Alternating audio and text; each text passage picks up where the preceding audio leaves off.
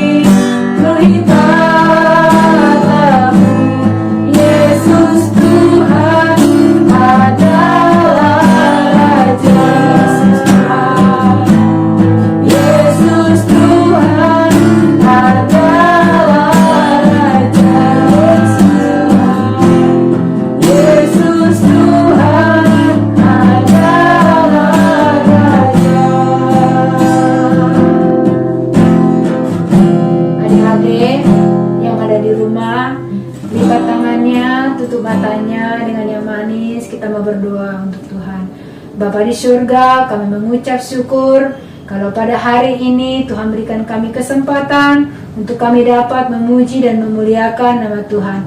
Kami bersyukur Tuhan, kami ada, kami sehat, semuanya karena kasih Tuhan. Nah, pada saat ini Tuhan, kami mau memuji nama Tuhan. Kami siapkan hati kami Tuhan untuk memuji, memuliakan nama-Mu. Biarlah kuasa Roh Kudus-Mu Tuhan mengurapi kami, semua anak-anak yang ada. Terima kasih Tuhan. Terima kasih Bapak yang baik, kami serahkan ibadah kami hari ini dari awal, pertengahan hingga selesainya. Di dalam nama Tuhan Yesus Kristus. Haleluya. Amin. Puji Tuhan, adik-adik masih tetap berdiri. Hari ini luar biasa ya Kak Cynthia ya. Tuhan masih memberikan kita kesehatan, sukacita, semuanya karena Tuhan. Yuk, dan kita mau memuji Tuhan. Tiada berkesudahan kasih Tuhan dalam hidup kita.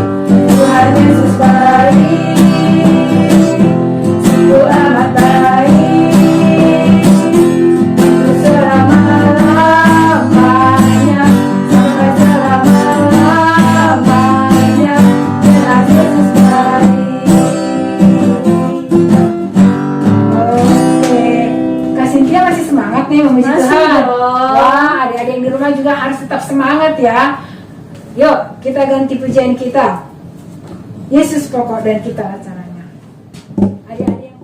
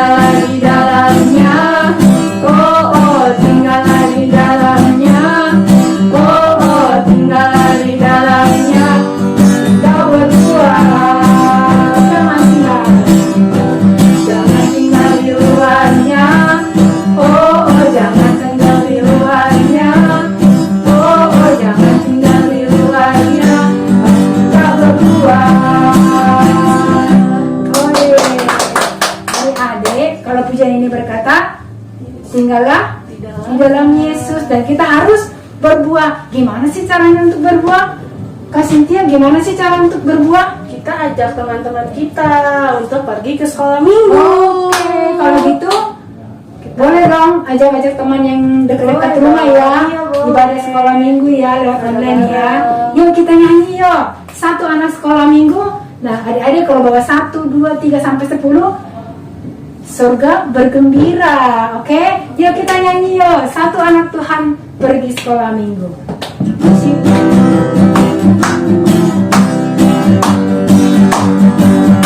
Satu anak Tuhan pergi sekolah minggu. Satu anak Tuhan bawa teman pergi sekolah minggu. Dua anak Tuhan pergi sekolah minggu. Dua anak Tuhan bawa teman pergi sekolah minggu. Tiga anak Tuhan pergi sekolah minggu. Satu anak Tuhan bawa teman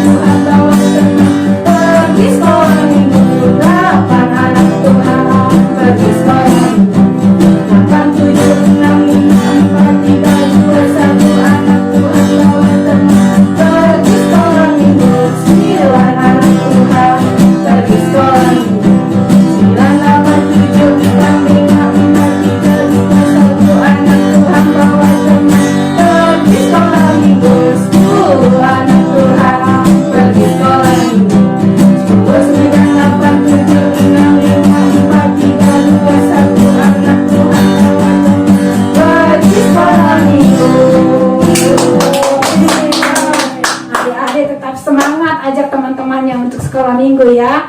Oke, kita mau siapkan hati kita untuk mendengarkan firman Tuhan. Oh ya, sebelumnya kita mau persembahan dulu ya. Walaupun di rumah, kita tetap harus membawa persembahan kita. Ayo, Kak Cynthia yang berdoa. Mari teman-teman, kita bersatu dalam doa. Tuhan, terima kasih Tuhan, pada pagi hari ini kami sudah memuji, memuliakan nama-Mu Tuhan. Tuhan, sebentar tiba saatnya kami ingin memberikan persembahan ya Tuhan. Berkati tangan-tangan yang memberi Tuhan, supaya berkenan di hadapan-Mu Bapa. Terima kasih Tuhan, hanya di dalam nama Tuhan Yesus Kristus. Haleluya. Amin. Kita angkat pujian Sungguh Sukacita.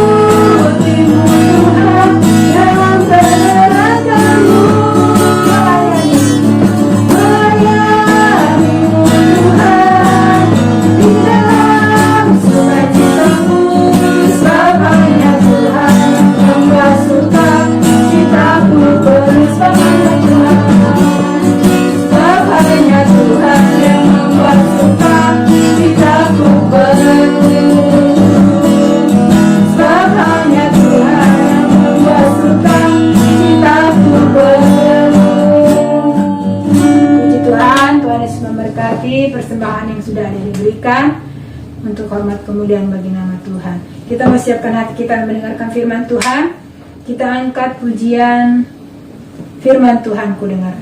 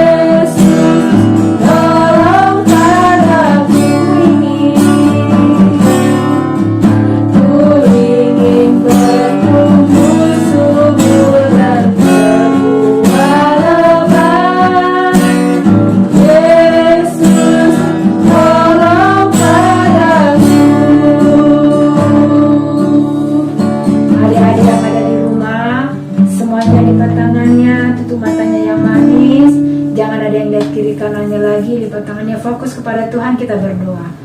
Bapa di surga, kembali kami mengucap syukur atas kebaikan Tuhan. Pada hari ini kami boleh memuji Tuhan, semuanya karena anugerah Tuhan dalam hidup kami. Bapa yang baik, hari ini kami akan mendengarkan firman Tuhan. Tuhan Yesus, kami siap untuk mendengarkan firman-Mu. Tuhan, Engkau jamah hati kami, walaupun kami Tuhan ada di rumah berpisah satu dengan yang lain. Kami percaya Tuhan, Roh Kudus-Mu juga hadir di setiap kami Tuhan. Terima kasih Bapa yang baik. Kami siapkan hati kami mendengarkan firman-Mu. Tuhan, urapi kakak yang akan membawakan firman-Mu. Berurapan kuasa Tuhan turun atas kakak yang akan membawa firman-Mu. Terima kasih Bapa. Di dalam nama Tuhan Yesus Kristus kami siapkan hati kami Tuhan. Haleluya.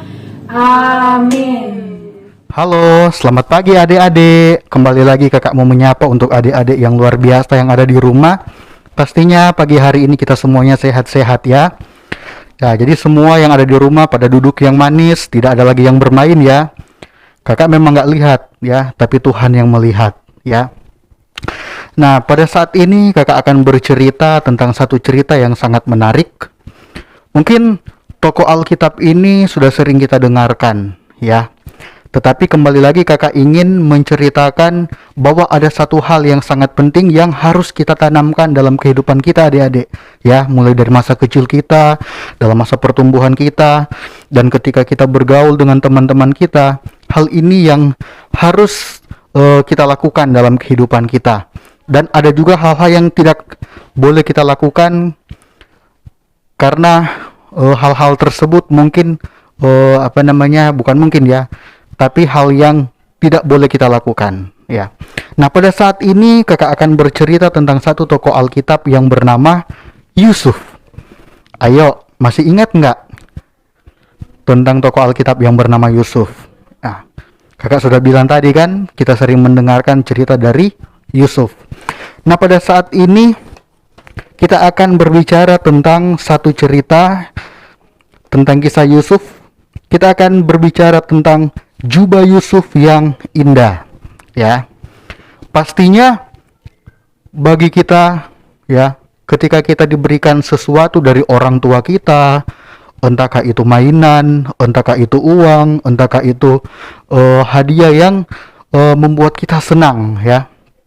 Pasti adik-adik juga di rumah pernah diberikan hadiah oleh orang tua ya, sehingga adik-adik merasakan senang gitu ya. Begitu juga dengan Yusuf. Yusuf ini adalah seorang anak yang sangat dikasihi oleh bapaknya. Siapa nama bapaknya? Nama bapaknya adalah Yakub ya. Jadi Yusuf ini dia mempunyai saudara-saudara. Jadi Yusuf ini ada 13 bersaudara, 12 laki-laki dan satu saudaranya perempuan ya.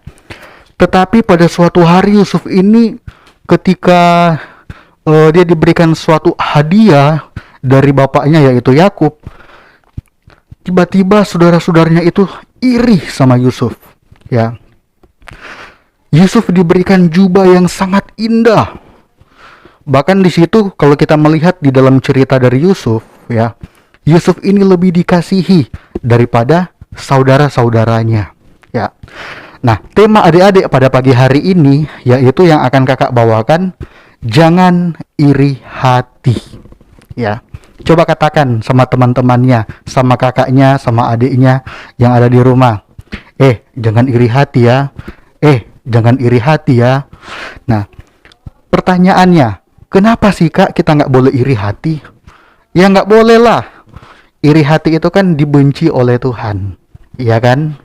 Nah, di sini sebelum kita lebih jauh adik-adik membahas tentang iri hati, nah di sini kakak akan menjelaskan apa sih itu yang dimaksud dengan iri hati, ya.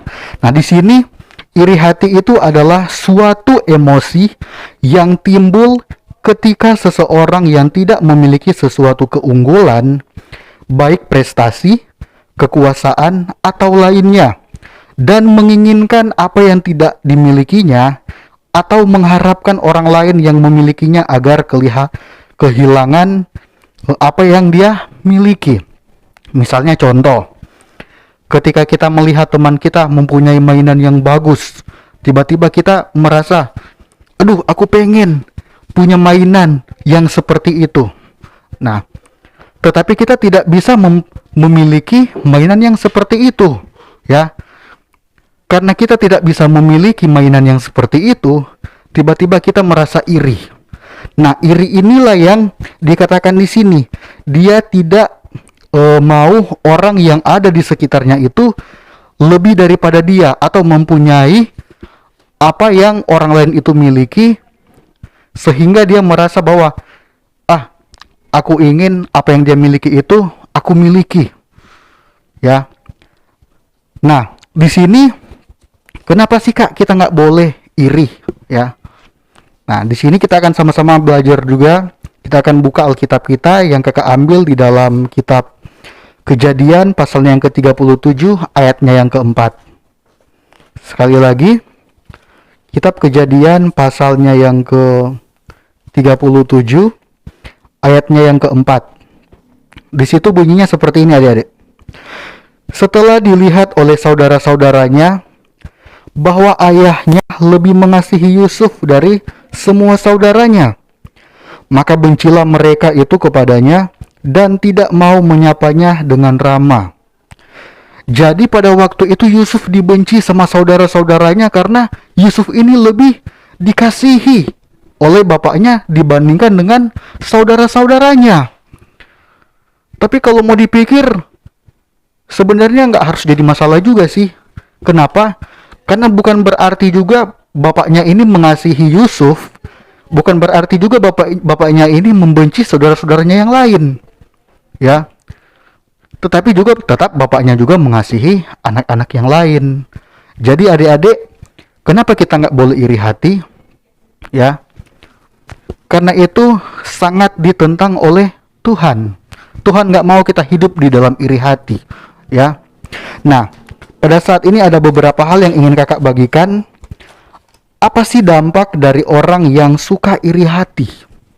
Ya, apa sih dampak? Jadi, ketika kita iri hati, maka ada hal-hal yang menjadi dampak, adik-adik. Ya, nah ada beberapa hal yang kakak ambil di sini.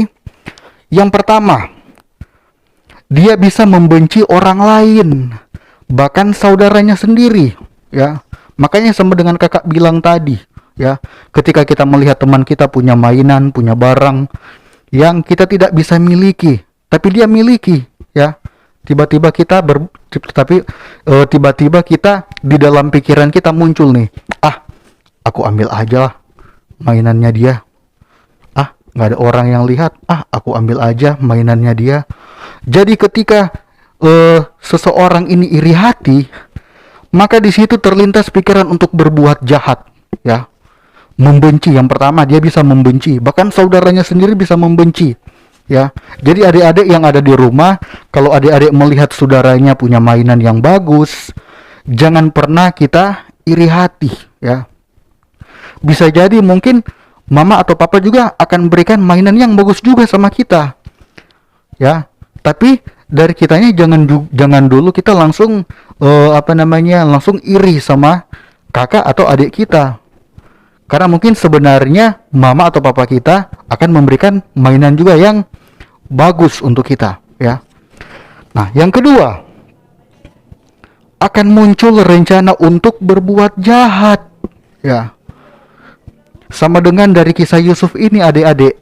Jadi tahu nggak, ketika Yusuf dia menceritakan, jadi Yusuf ini dia mempunyai suatu mimpi di mana katanya Yusuf ini nantinya dia akan berkuasa atas saudara-saudaranya, ya. Kalau mau dipikirin, ngapain juga sih ini Yusuf dia harus ceritain sama kakak-kakaknya, ya. Ngapain juga Yusuf harus bilang nantinya kalian itu pada suatu hari nanti kalian itu akan tunduk kepada aku, ya. Kalau kita melihat di dalam cerita dari Yusuf ini, ya.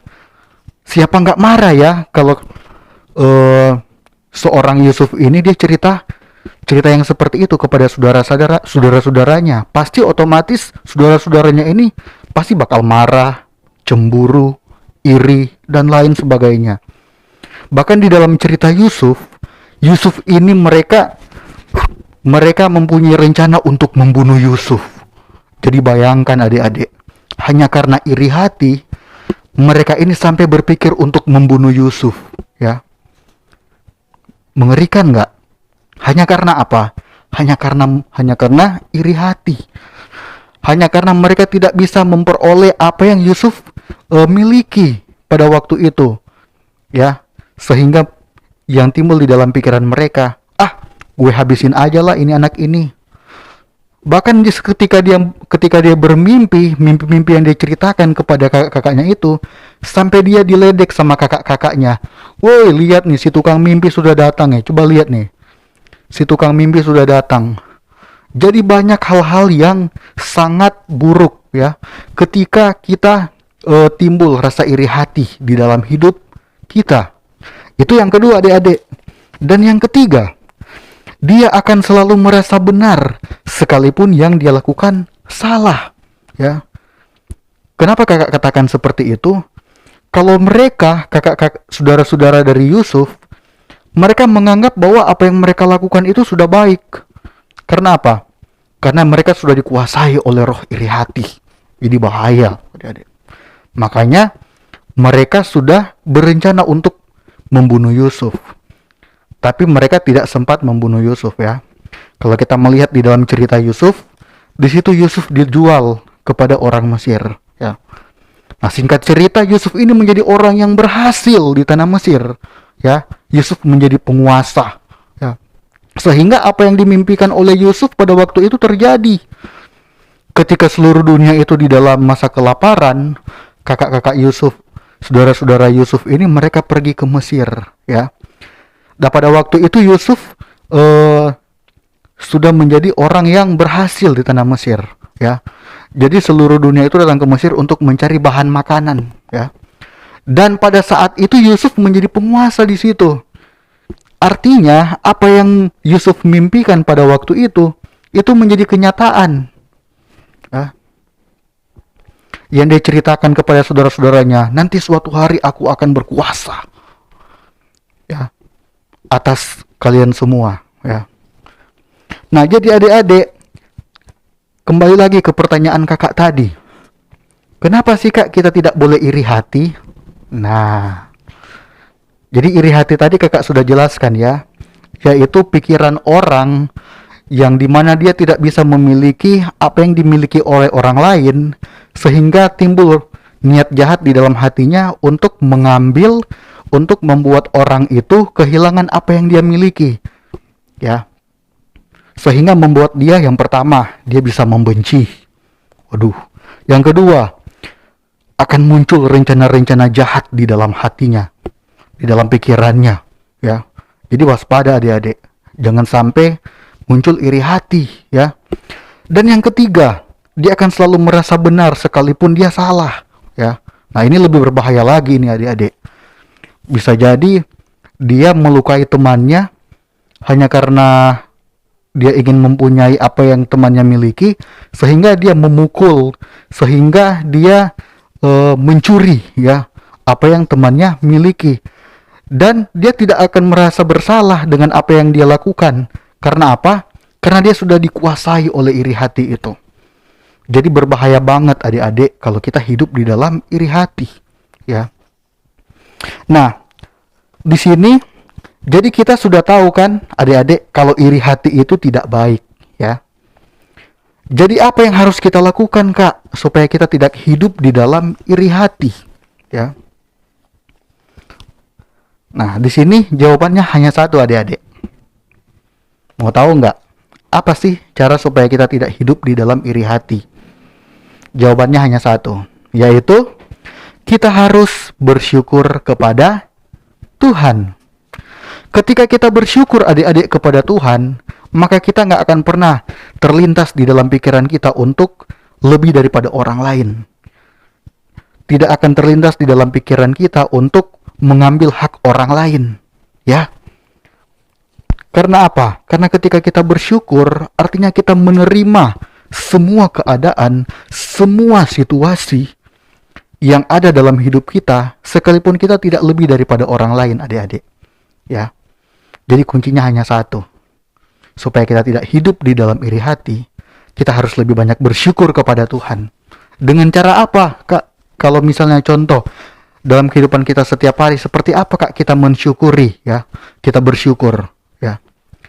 Ketika kita tidak pernah membantah ketika orang tua memberikan, oh ini untuk kamu, ya. Sekalipun mungkin yang dikasih kepada kakak atau adik kita itu lebih daripada yang diberikan sama kita. Itu adalah contoh kita bersyukur, ya. Artinya kita menerima, kita mensyukuri, berterima kasih aja dengan semua apa yang diberikan. Puji Tuhan, adik-adik. Mungkin sekian cerita pada pagi hari ini. Jadi poin yang bisa kita ambil di dalam cerita ini adik-adik, bagaimana supaya kita tidak iri hati, kita harus bersyukur kepada Tuhan. Bagaimana supaya kita bisa bersyukur kepada Tuhan? Kita membaca firman Tuhan, kita berdoa kepada Tuhan, kita merenungkan firman Tuhan, kita melakukan kehendak Tuhan, dan kita harus lebih dekat sama Tuhan. Puji Tuhan adik-adik. Demikianlah cerita kita pada pagi hari ini. Tuhan Yesus memberkati. Ya adik-adik, kita sudah mendengarkan cerita firman Tuhan. Kita akan berdoa untuk firman Tuhan, cerita firman Tuhan yang kita sudah dengarkan pada pagi hari ini. Terima kasih Tuhan, terima kasih Bapa yang baik. Pada pagi hari ini kami sudah mendengarkan cerita firman-Mu, di mana Tuhan mengajarkan kami supaya kami tidak iri hati, dan Tuhan juga mengajarkan kami untuk kami boleh hidup selalu bersyukur kepada Tuhan. Kami menerima, kami melakukan apa yang menjadi perintah Tuhan dalam hidup kami, dan kami percaya Tuhan, mulai dari masa kecil kami, masa pertumbuhan kami, di dalam pendidikan kami percaya Tuhan akan memberkati kehidupan kami. Terima kasih Tuhan, terima kasih Bapa yang baik. Ini yang menjadi doa dan permohonan kami, di dalam nama Tuhan Yesus Kristus. Haleluya. Amin.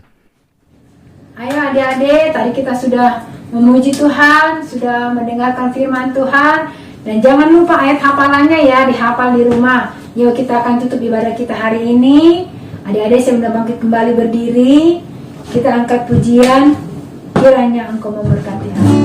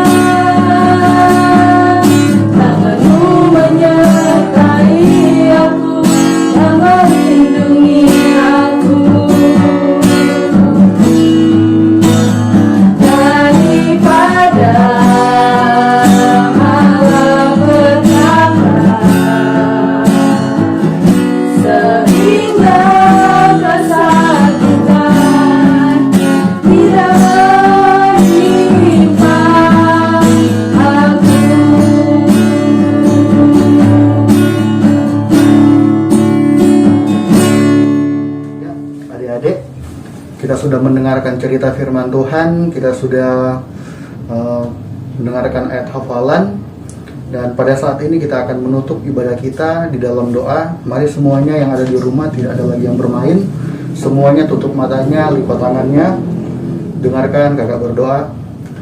Terima kasih Tuhan, terima kasih Bapa yang baik. Kami bersyukur Tuhan untuk pagi hari ini. Kami telah memuji dan memuliakan nama Tuhan. Kami telah mendengarkan cerita firman Tuhan, dan kami telah mendapatkan ayat hafalan.